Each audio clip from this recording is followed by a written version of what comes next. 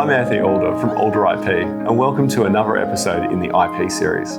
Today we're going to be talking about the differences between New Zealand patents and Australian patents, in particular the differences between the different procedures in the patent offices. I think the number one difference is the fact that their approach to computer patents, in particular different ways of looking at computer patents. New Zealand has a very strict approach to computer patent subject matter or computer software. And there's a fairly strict prohibition on it. In fact, it's probably one of the strictest prohibitions anywhere in the world on computer software in New Zealand.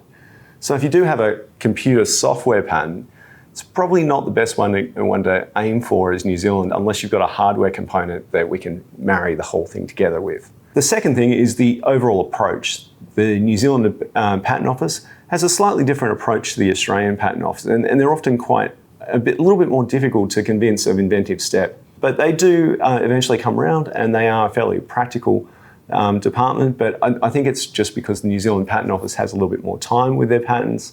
Another difference is that the New Zealand Patent Office requires a power of attorney. And what that means is when we file the application, we actually have to get a power of attorney form signed, which allows us to act for you on New Zealand patents. But it leads to another thing, that you actually need an address for service in New Zealand, and that's a fairly strict requirement of the New Zealand Patent Office, where in Australia, it's fairly open-ended about having an address for service here.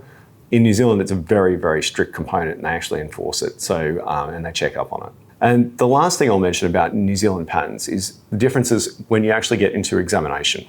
So when you actually request an examination in Australia or New Zealand, you've typically got 5 years from the filing date to work out when you're going to request the examination with the department. And you actually have to fill in a form, pay some money, and then they proceed with the examination. Now, if you file a divisional application off your original application, in Australia, you can just file it and then request examination of that.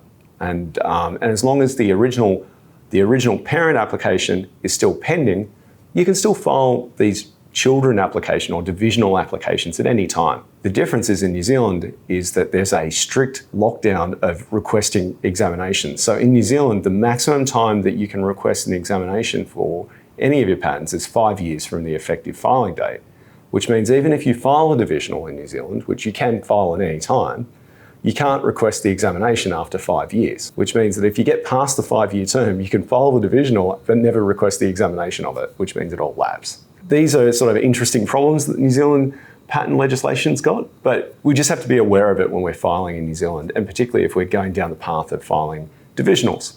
I hope this helps you, and I hope you gain a little bit more understanding of the differences between the New Zealand Patent Office and the Australian Patent Office.